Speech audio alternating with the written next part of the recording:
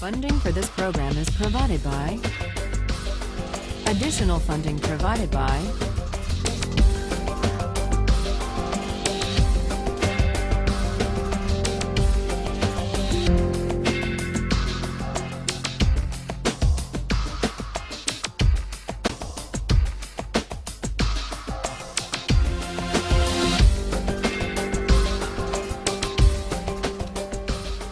Today we turn to John Locke.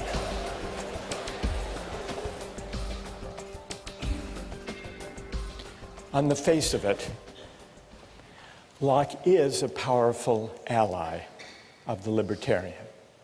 First, he believes, as libertarians today maintain, that there are certain fundamental individual rights that are so important that no government, even a representative government, even a democratically elected government, can override them. Not only that, he believes that those fundamental rights include a natural right to life, liberty, and property. And furthermore, he argues that the right to property is not just the creation of government or of law. The right to property is a natural right in the sense that it is pre-political. It is a right that attaches to individuals as human beings, even before government comes on the scene, even before parliaments and legislatures enact laws to define rights and to enforce them. Locke says in order to think about what it means to have a natural right, we have to imagine the way things are before government, before law. And that's what Locke means by the state of nature. He says the state of nature is a state of liberty.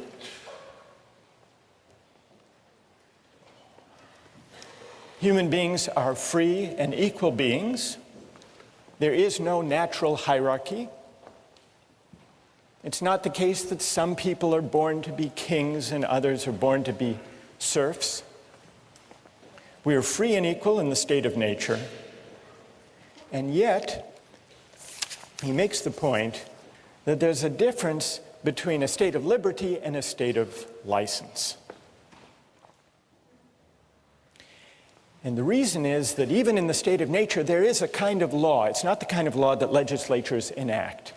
It's a law of nature. And this law of nature constrains what we can do, even though we're free, even though we're in the state of nature. Well, what are the constraints? The only constraint given by the law of nature is that the rights we have, the natural rights we have, we can't give up, nor can we take them from somebody else. Under the law of nature, I'm not free to take somebody else's life or liberty or property, nor am I free to take my own life or liberty or property. Even though I'm free, I'm not free to violate the law of nature. I'm not free to take my own life or to sell myself into slavery or to give to somebody else arbitrary, absolute power over me. So where does this constraint, you may think it's a fairly minimal constraint, but where does it come from? Well, Locke tells us where it comes from, and he gives two answers. Here's the first answer.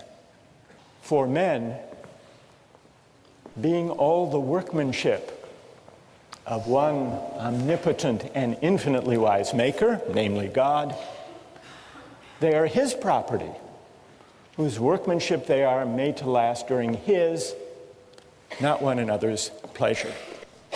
So one answer to the question is, why can't I give up my natural rights to life, liberty, and property is, well, they're not, strictly speaking, yours. After all, you are the creature of God. God has a bigger property right in us, a prior property right. Now you might say that's an unsatisfying, unconvincing answer, at least for those who don't believe in God. What did Locke have to say to them? Well, here's where Locke appeals to the idea of reason.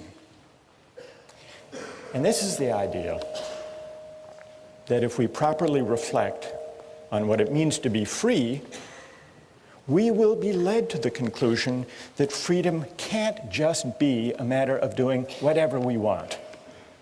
I think this is what Locke means when he says, the state of nature has a law of nature to govern it which obliges everyone, and reason, which is that law, teaches mankind who will but consult it that all being equal and independent, no one ought to harm another in his life, health, liberty, or possessions.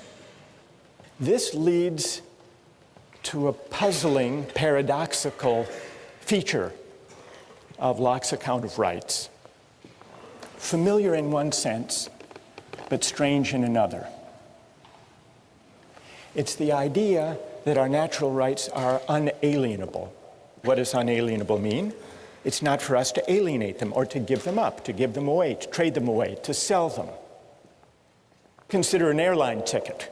Airline tickets are non-transferable, or tickets to the Patriots or to the Red Sox. Non-transferable tickets are unalienable. I own them in the limited sense that I can use them for myself, but I can't trade them away. So in one sense, an unalienable right, a non-transferable right, makes something I own less fully mine. But in another sense of unalienable rights, especially where we're thinking about life, liberty, and property, for a right to be unalienable makes it more deeply, more profoundly mine. And that's Locke's sense of unalienable. We see it in the American Declaration of Independence. Thomas Jefferson drew on this idea of Locke. Unalienable rights to life, liberty, and as Jefferson amended Locke, to the pursuit of happiness. Unalienable rights. Rights that are so essentially mine that even I can't trade them away or give them up. So these are the rights we have in the state of nature, before there is any government. In the case of life and liberty, I can't take my own life, I can't sell myself into slavery any more than I can take somebody else's life or take someone else as a slave by force. But how does that work in the case of property? Because it's essential to Locke's case that private property can arise even before there is any government. How can there be a right to private property even before there is any government? Locke's famous answer comes in section 27. Every man has a property in his own person. This nobody has any right to but himself. The labor of his body and the work of his hands, we may say, are properly his. So he moves, as the libertarians later would move, from the idea that we own ourselves, that we have property in our persons, to the closely connected idea that we own our own labor. And from that to the further claim that whatever we mix our labor with that is unowned becomes our property. Whatever he removes out of the state that nature has provided and left it in, he has mixed his labor with and joined it to something that is his own, and thereby makes it his property. Why? because the labor is the unquestionable property of the laborer, and therefore no one but the laborer can have a right to what is joined to or mixed with his labor. And then he adds this important provision, at least where there is enough and as good left in common for others. But we not only acquire a property in the fruits of the earth, in the deer that we hunt, in the fish that we catch, but also if we till and plow and enclose the land and grow potatoes, we own not only the potatoes, but the land, the earth. As much land as a man tills, plants, improves, cultivates, and can use, the product of, so much is his property. He, by his labor, encloses it from the commons. So, the idea that rights are unalienable seems to distance Locke from the libertarian. The libertarian wants to say we have an absolute property right in ourselves, and therefore we can do with ourselves whatever we want. Locke is not a sturdy ally for that view. In fact, he says if you take natural rights seriously, you'll be led to the idea that there are certain constraints on what we can do with our natural rights, constraints given either by God or by reason, reflecting on what it means really to be free. And really to be free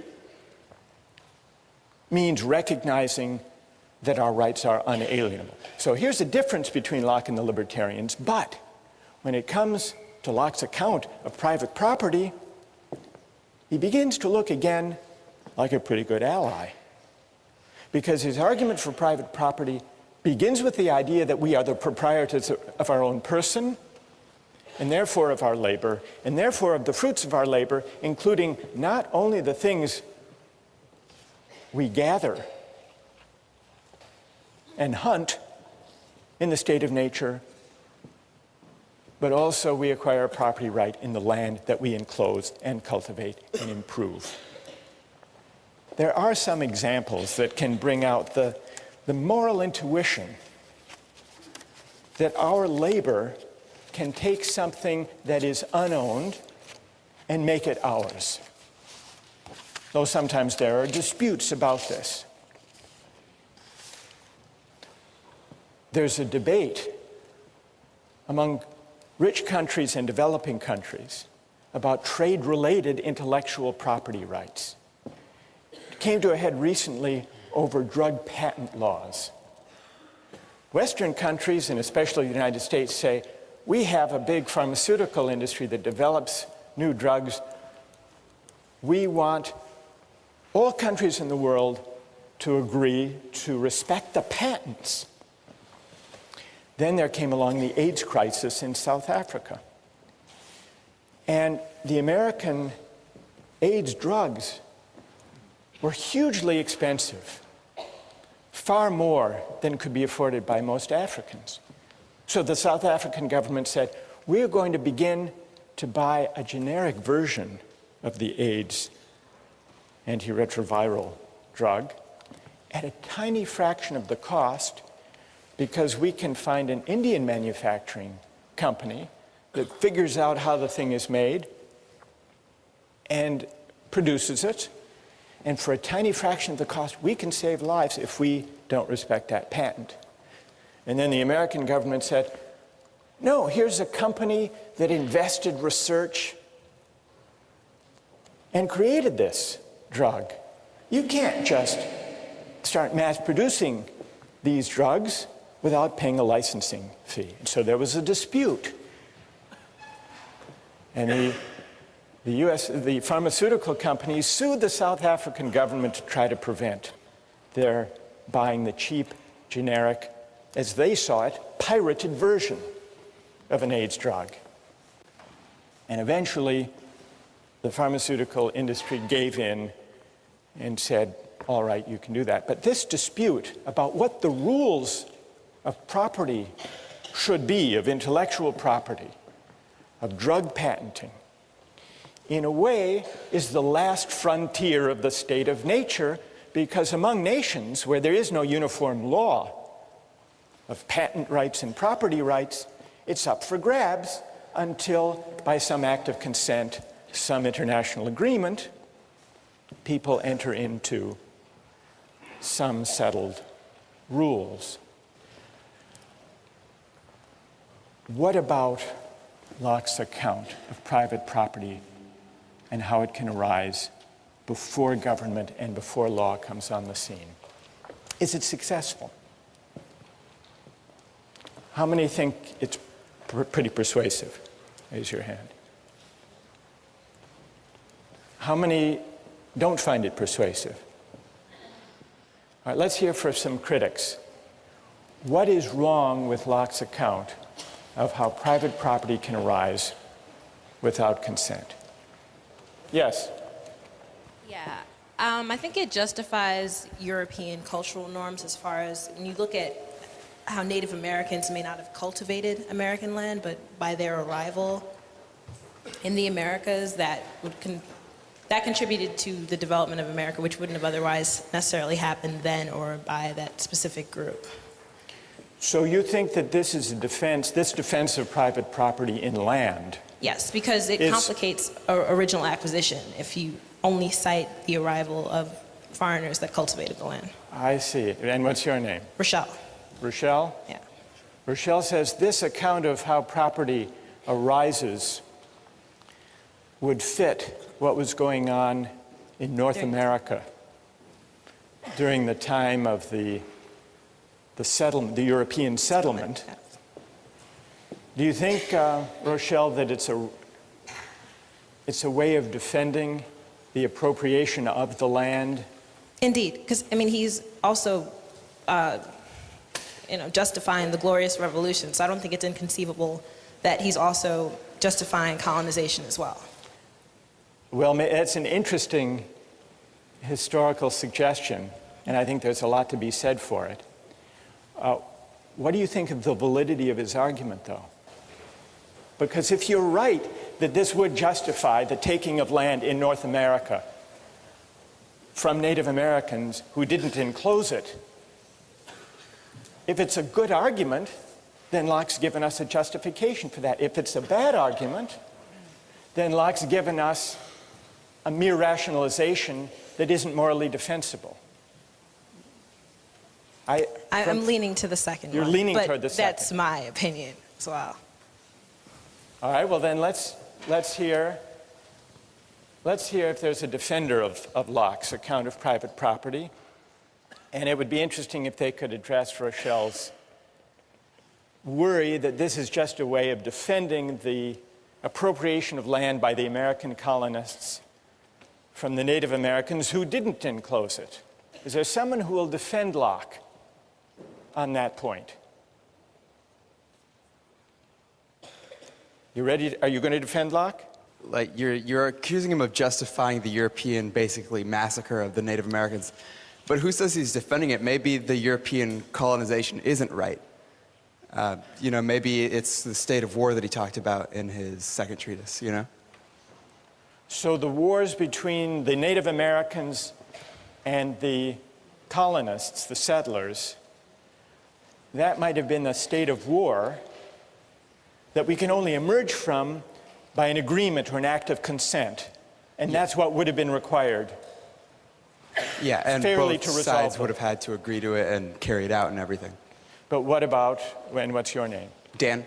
But Dan, what about, Rochelle says this argument in section 27 and then in 32 about appropriating land, that argument, if it's valid, would justify the settlers appropriating that land and excluding others from it. Do you think that argument's a good argument? Well, doesn't it kind of imply that the Native Americans hadn't already done that? Well, the Native Americans as hunter-gatherers didn't actually enclose land. So I think Rochelle is onto something there. What I want to... Go ahead, Dan. At the same time, he's saying that just by picking an acorn or taking an apple or maybe killing a buffalo on a certain amount of land, that makes it yours because it's your labor, and that's, your labor would enclose that land. So by that definition, maybe they didn't have fences around little plots of land, but They were using it. Yeah, They were by using Locke's it. definition. So because maybe they by mixed their Locke's labor. definition, the Native Americans could have claimed a property right in the land itself. But they just All right. didn't have Locke on their side, as Good. she points out. Okay, that's good. One more defender of Locke. Go ahead. Well, I mean, just to defend Locke, he does say that there are sometimes in which you can't take another person's land. For example, you can't acquire land that is common property. See, people in terms of American Indians, I feel like they already had civilizations themselves, and they were using land in common. So it's kind of like an analogy to what he was talking about with like the common English property.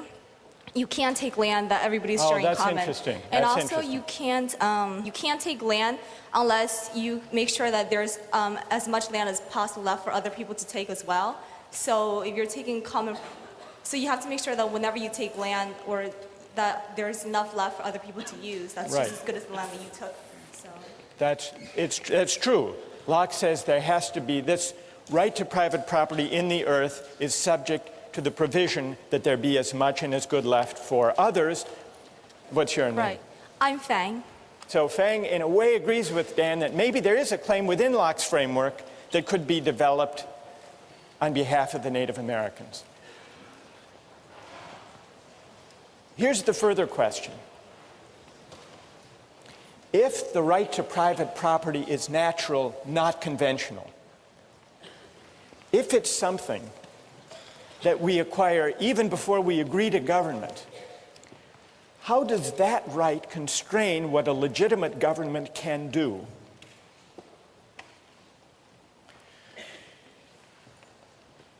In order finally to see whether Locke is an ally or potentially a critic of the libertarian idea of the state, we have to ask what becomes of our natural rights once we enter into society.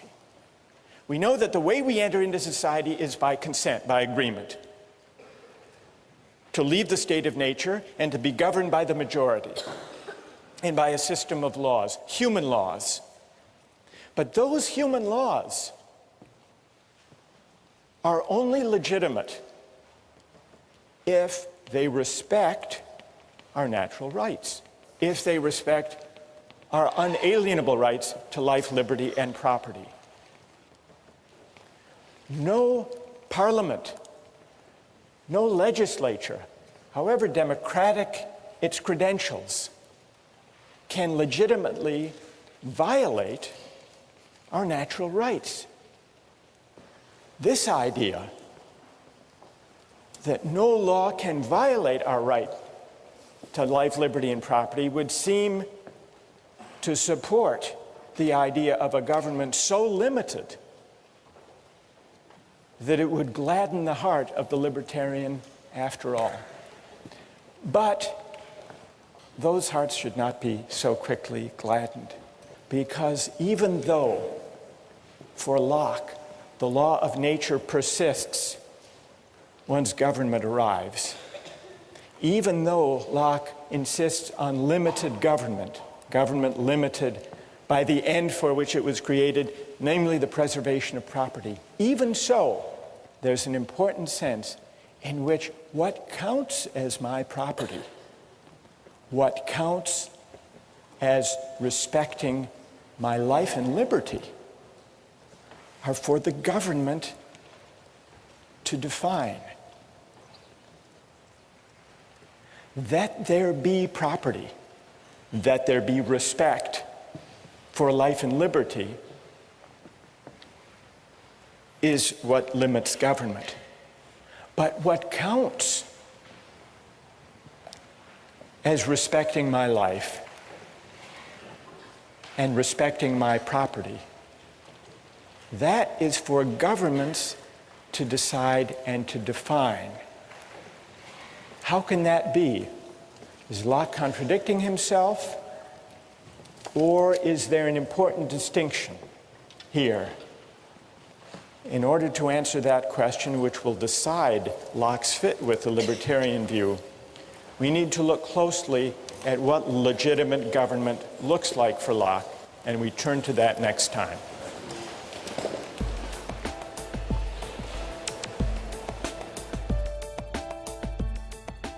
Nikolai, if you didn't think you'd get caught, would you pay your taxes? I don't think so.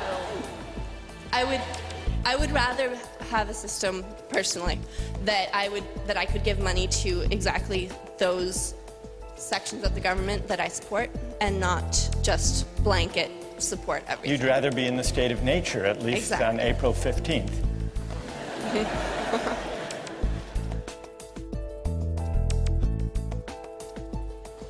Last time,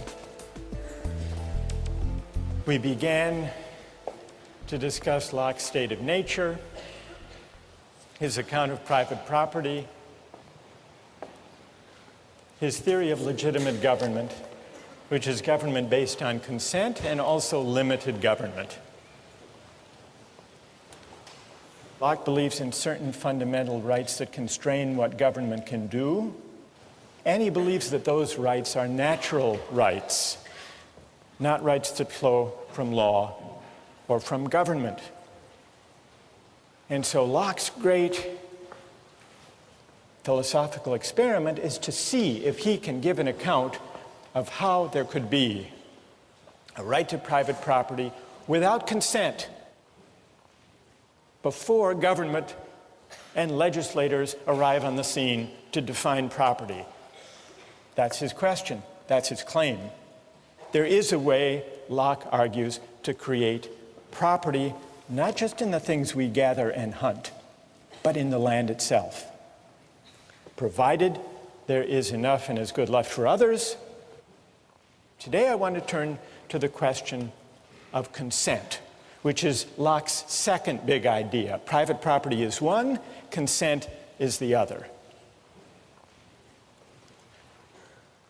What is the work of consent? People here have been invoking the idea of consent since we began, since the first week. You remember when we were talking about pushing the fat man off the bridge, someone said, but he didn't agree to sacrifice himself. It would be different if he consented. Or when we were talking about the cabin boy, killing and eating the cabin boy, some people said, well, if they had consented to a lottery, it would be different. Then it would be all right. So consent has come up a lot. And here in John Locke, we have one of the great philosophers of consent. Consent is an obvious, familiar idea in moral and political philosophy. Locke says that legitimate government is government founded on consent, and who nowadays would disagree with him? Sometimes when the ideas of political philosophers are as familiar as Locke's ideas about consent, it's hard to make sense of them, or at least to find them very interesting. But there are some puzzles, some strange features of Locke's account of consent as the basis of legitimate government, and that's what I'd like to take up today. One way of testing the plausibility of Locke's idea of consent, and also of probing some of its perplexities, is to ask just what a legitimate government founded on consent can do, what are its powers according to Locke. Well, in order to answer that question, it helps to remember what the state of nature is like. Remember, the state of nature is the condition that we decide to leave, and that's what gives rise to consent. Why not stay there? Why bother with government at all? Well, what's Locke's answer to that question? He says there are some inconveniences in the state of nature, but what are those inconveniences? The main inconvenience is that everyone can enforce the law of nature. Everyone is an enforcer, or what Locke calls the executor of the state of nature. And he means executor literally. If someone violates the law of nature, he's an aggressor, he's beyond reason, and you can punish him. And you don't have to be too careful or fine about gradations of punishment in the state of nature. You can kill him. You can certainly kill someone who comes after you, tries to murder you. That's self-defense. But the enforcement power, the right to punish, everyone can do the punishing in the state of nature. And not only can you punish with death people who come after you, seeking to take your life, you can also punish a thief who tries to steal your goods, because that also counts as aggression against the law of nature. If someone has stolen from a third party, you can go after him. Why is this? Well, violations of the law of nature are an act of aggression. There is no police force, there are no judges, no juries. So everyone is the judge in his or her own case. And Locke observes that when people are the judges of their own cases, they tend to get carried away. And this gives rise to the inconvenience in the state of nature. People overshoot the mark, there's aggression, there's punishment, and before you know it, everybody is insecure in the enjoyment of his or her unalienable rights to life, liberty, and property.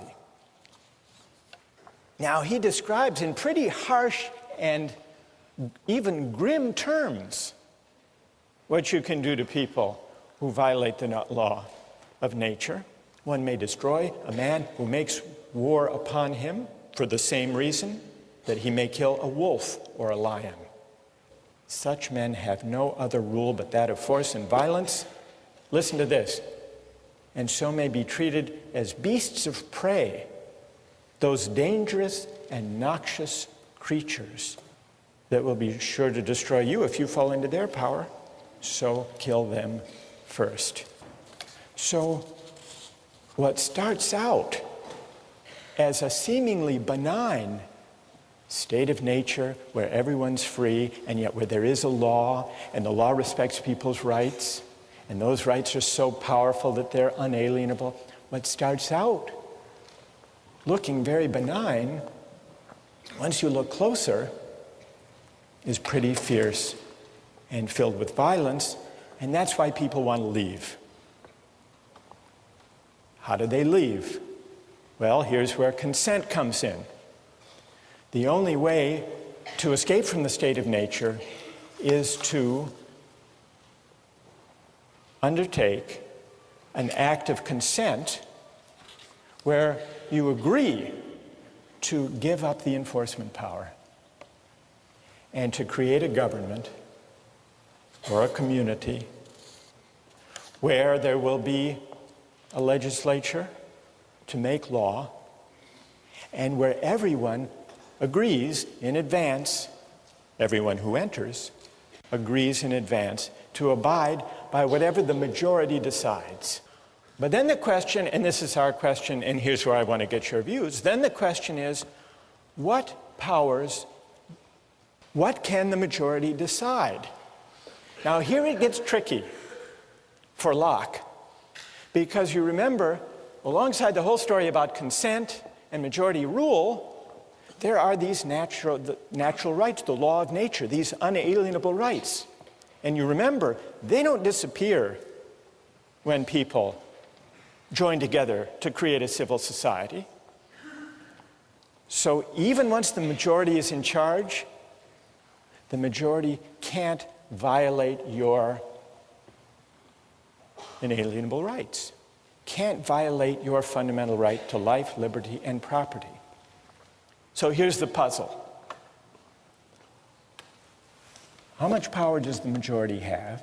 How limited is the government created by consent? It's limited by the obligation on the part of the majority to respect and to enforce the fundamental natural rights of the citizens. They don't give those up. We don't give those up when we enter government.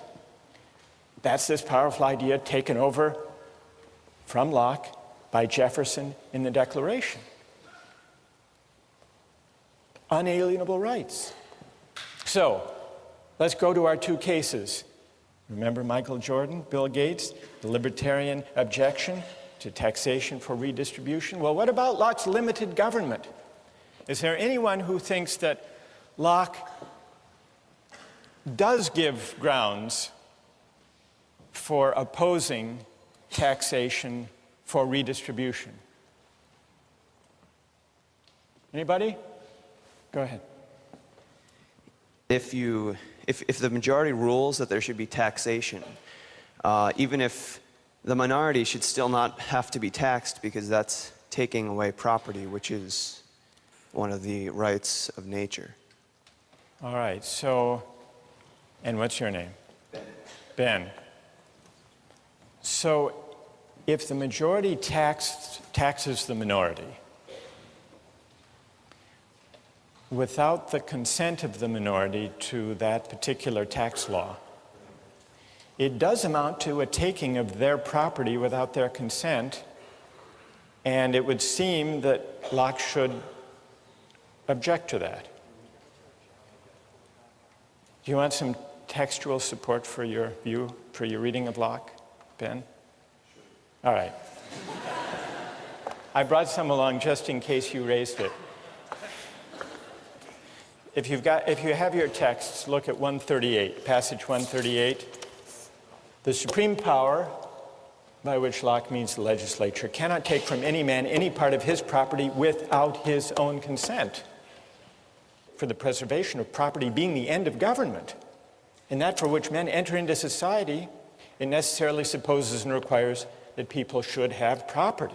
That was the whole reason for entering society in the first place, to protect the right to property. And when Locke speaks about the right to property, he often uses that as a kind of global term for the whole category, the right to life, liberty, and property. So that part of Locke, that beginning of 138, seems to support Ben's reading. But what about the part of 138, if you keep reading? Men, therefore, in society having property, they have such a right to the goods which by the law of the community are theirs.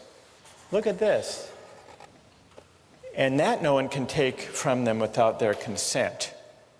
And then at the end of this passage, he says, so it's a mistake to think that the legislative power can do what it will and dispose of the estates of the subject arbitrarily or take any part of them at pleasure. Here's what's elusive. On the one hand, he says, the government can't take your property without your consent. He's clear about that. But then he goes on to say, I mean, that's the natural right to property. But then it seems that property, what counts as property, is not natural but conventional, defined by the government.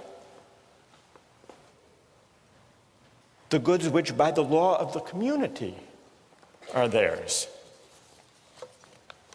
And the plot thickens if you look ahead to section 140. In 140 he says governments can't be supported without great charge. Government is expensive. And it's fit that everyone who enjoys his share of the protection should pay out of his estate. And then here's the crucial line. But still it must be with his own consent, i.e. the consent of the majority, giving it either by themselves or through their representatives. So what is Locke actually saying? Property is natural in one sense, but conventional in another. It's natural in the sense that we have a fundamental, unalienable right that there be property, that the institution of property exist and be respected by the government. So an arbitrary taking of property would be a violation of the law of nature and would be illegitimate. But it's a further question, here's the conventional aspect of property, it's a further question what counts as property, how it's defined, and what counts as taking property, and that's up to the government. So the consent, here we're coming back to our question, what is the work of consent? What it takes for taxation to be legitimate is that it be by consent, not the consent of Bill Gates himself if he's the one who has to pay the tax, but by the consent that he and we, all of us within the society, gave when we emerged from the state of nature and created the government in the first place. It's the collective consent. And by that reading, it looks like consent is doing a whole lot, and the limited government consent creates isn't all that limited. Does anyone want to respond to that or have a question about that? Go ahead. Stand up. Well, I'm just wondering what Locke's view is on once you have a government that's already in place, whether it is possible for people who are born into that government to then leave and return to the state of nature. I mean, Wait. I don't think that Locke mentioned that at all in the... What do you think? Well, I think as the convention, it would be very difficult to leave the government because you are no longer... because nobody else is just living in the state of nature, everybody else is now governed by this legislature. What would it mean today, you're asking? And what's your name? Well, Nicola. Nicola, to Yeah. leave the state, suppose you wanted to leave civil society today, you want to withdraw your consent and return to the state of nature. Well, because you didn't actually consent to it, you were just born into it. It was Okay. your ancestors who joined. Right. So, You didn't sign the social contract. I didn't sign it. exactly. All right, so what does Locke say there? Yeah. I don't think Locke says that you have to sign anything. I think that he says that it's kind of implied consent. By Implied- living and taking government services, you are implying that you are consenting to the government taking things from you. All right, so implied consent, that's a partial answer to this challenge. Now, you may not think that implied consent is as good as the real thing. Is that what you're shaking your head about, Nikolai? Speak up. Stand up and speak up. I don't think that necessarily just by utilizing the government's various resources that we are necessarily implying that we agree with the way that this government was formed, or that we have consented to actually join into the social contract. So you don't think the idea of implied consent is strong enough to generate any obligation at all to obey the government? Not necessarily, no. Nikolai, if you didn't think you'd get caught, would you pay your taxes? I don't think so. I would rather have a system personally that I could give money to exactly those sections of the government that I support and not just blanket support everything. You'd rather be in the state of nature, at least Exactly. on April 15th.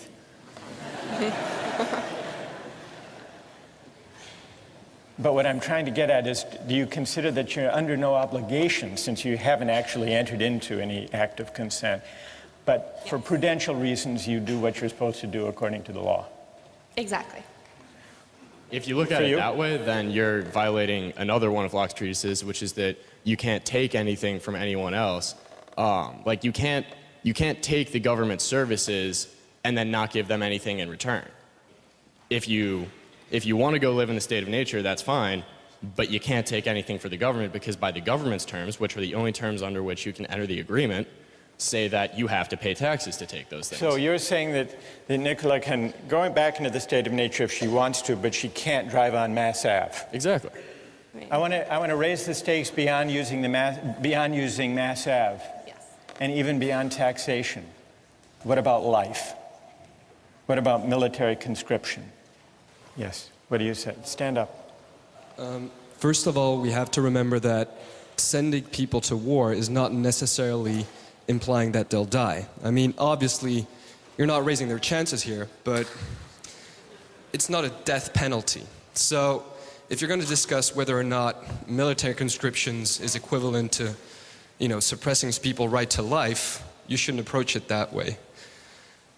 Secondly, the real problem here is Locke has this view about consent and natural rights. But you're not allowed to give up your natural rights either. So the real question is, how does he himself figure it out between I agree to give up my life, give up my property when he talks about taxes or military conscription for the fact. But I guess Locke would be against suicide.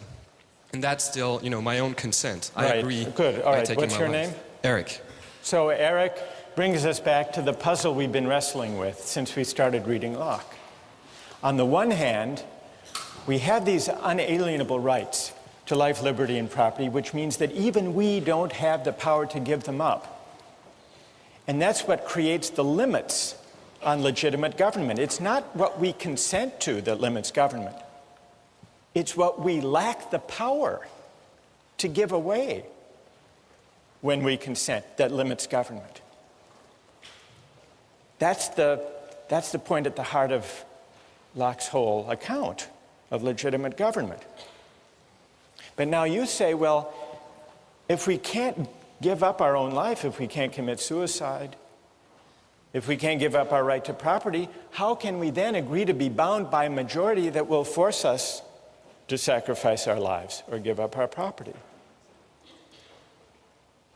Does Locke have a way out of this? Or is he basically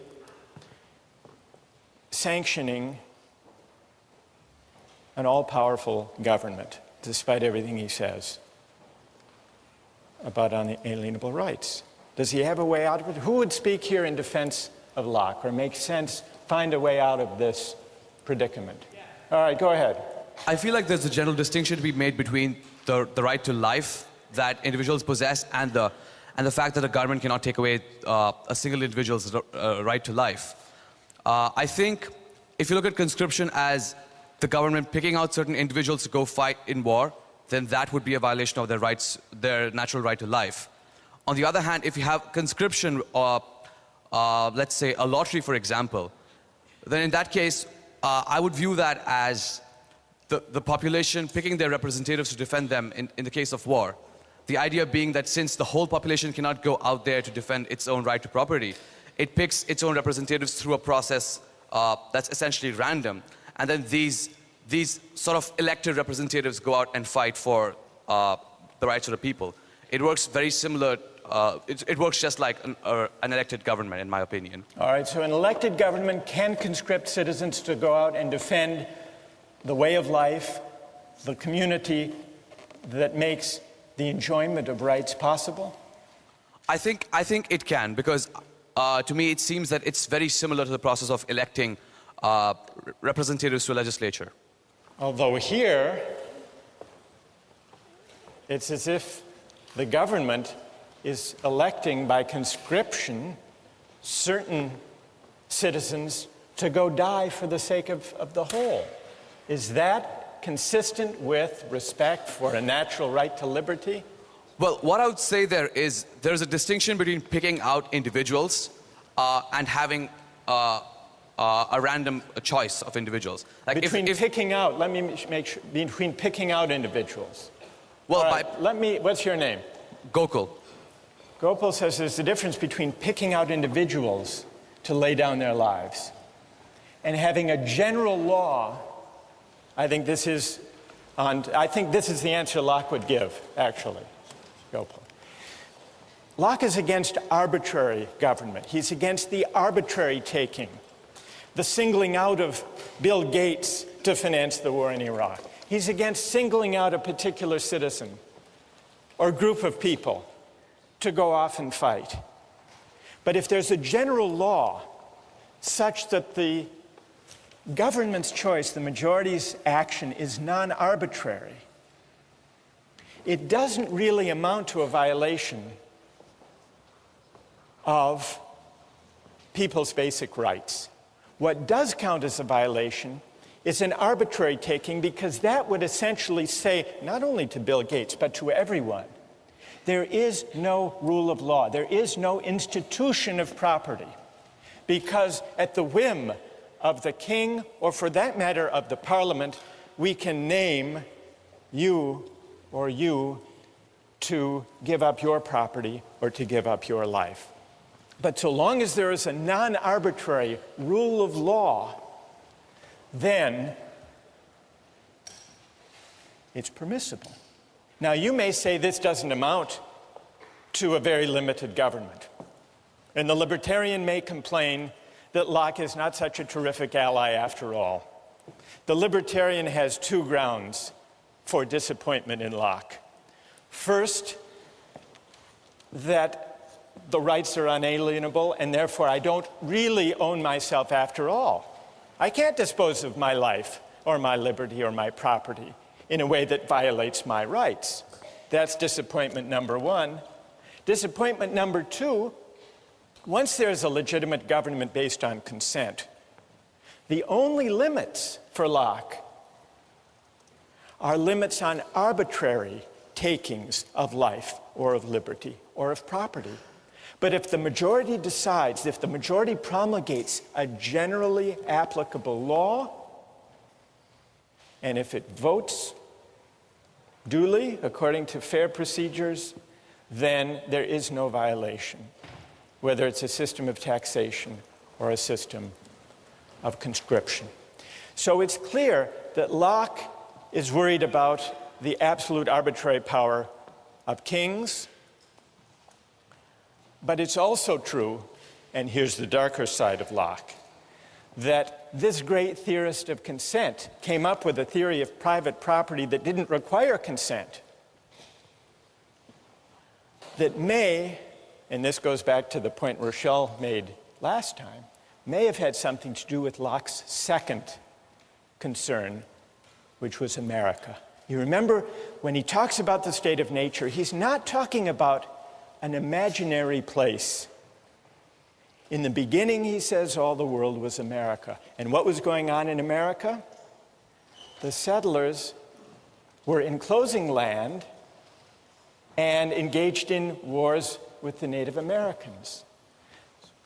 Locke, who was an administrator of one of the colonies, may have been as interested in providing a justification for private property through enclosure without consent, through enclosure and cultivation, as he was with developing a theory of government based on consent that would rein in kings and arbitrary rulers.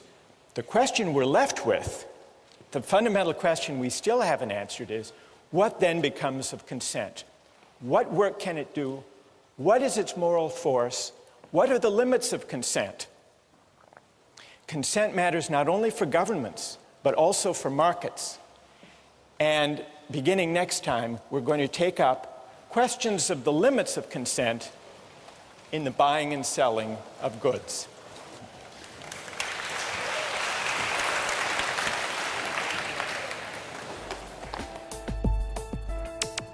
Don't miss the chance to interact online with other viewers of Justice.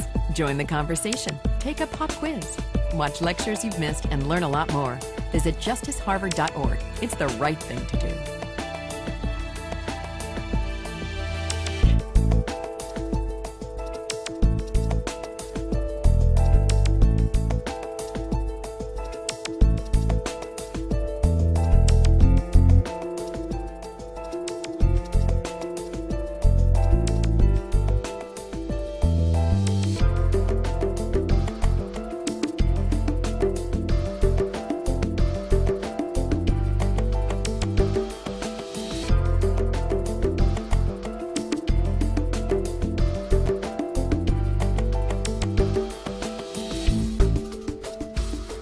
Funding for this program is provided by...